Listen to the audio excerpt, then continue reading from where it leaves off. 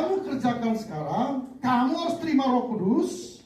Kenapa? Apabila Roh Kudus turun atas kamu, maka kamu akan mendapatkan kuasa, akan menjadi saksiku dari Yudea, Yerusalem sampai ke ujung bumi. Dan Bapak Ibu sekalian, setelah Yesus naik ke surga, 10 hari kemudian Roh Kudus itu dicurahkan.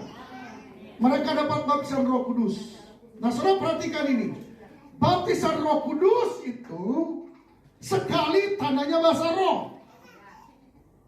Jadi baptisan Roh Kudus itu sekali tandanya bahasa roh atau bahasa lidah. Dan kepenuhan itu berulang-ulang. Dan 2000 tahun yang lalu Roh Kudus itu sudah dicurahkan. Sehingga waktu di Lato Yerusalem, murid-murid Tuhan, mereka mulai berbahasa-bahasa yang lain, yaitu bahasa roh, bahasa lidah itu. Nah, Tuhan Yesus suruh mereka tunggu 10 hari sebelum dia dicurahkan. Nah, 10 hari kemudian Roh Kudus sudah dicurahkan. Mereka disuruh tunggu karena belum dicurahkan. Kalau kita nggak perlu tunggu, tinggal buka hati dan percaya, maka Roh Kudus itu kita dapatkan.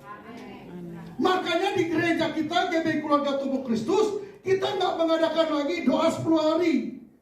1 sampai 10 hari. Kenapa? Karena sudah dicurahkan, nggak perlu tunggu 10 hari, tinggal terima dalam hati, maka dia akan masuk. Kita berbahasa roh, kita dipenuhi Roh Kudus. Amin. Jadi saya secara khusus sebagai hamba Tuhan, Bapak Ibu sekalian, menurut saya itu kebodohan. Karena kan sudah dicurahkan, tinggal buka hati.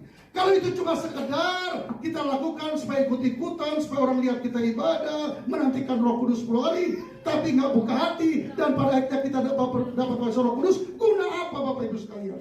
Justru mengajarkan yang salah.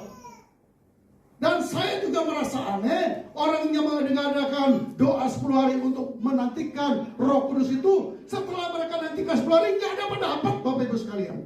Ada banyak sekali yang gak berbahasa roh, gak dipenuhi Roh Kudus. Kenapa? Saya khawatir mereka akan lakukan itu karena sekedar perayaan saja, hanya mungkin sekedar ikut-ikutan atau lihat-lihat orang lain, Bapak Ibu sekalian.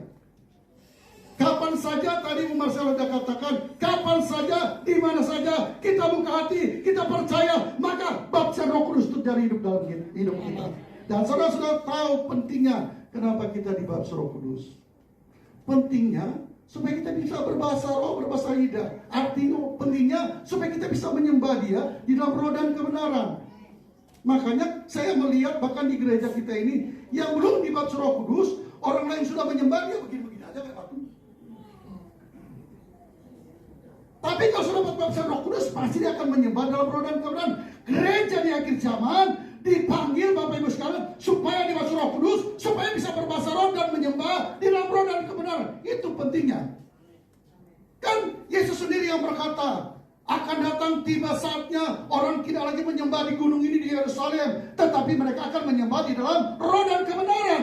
Allah itu adalah roh, sebab itu kita harus menyembah di dalam roh dan kebenaran. Kalau dulu orang menyembah Tuhan itu lewat ritual-ritual, harus di tempat tertentu, harus bawa ini dan bawa itu. Sekarang kita hanya bawa hati kita. Kalau kita dipenuhi Roh Kudus, di mana saja, kapan saja, kita bisa menyembah Dia di dalam roh dan kebenaran. Amin Bapak Ibu sekalian. Jadi begitu. Makanya kita lihat ibadah yang tidak ada penyembahan di dalam roh dan kebenaran, ibadah itu hanya menjadi ibadah yang rutinitas, ibadah yang biasa, ibadah yang kering.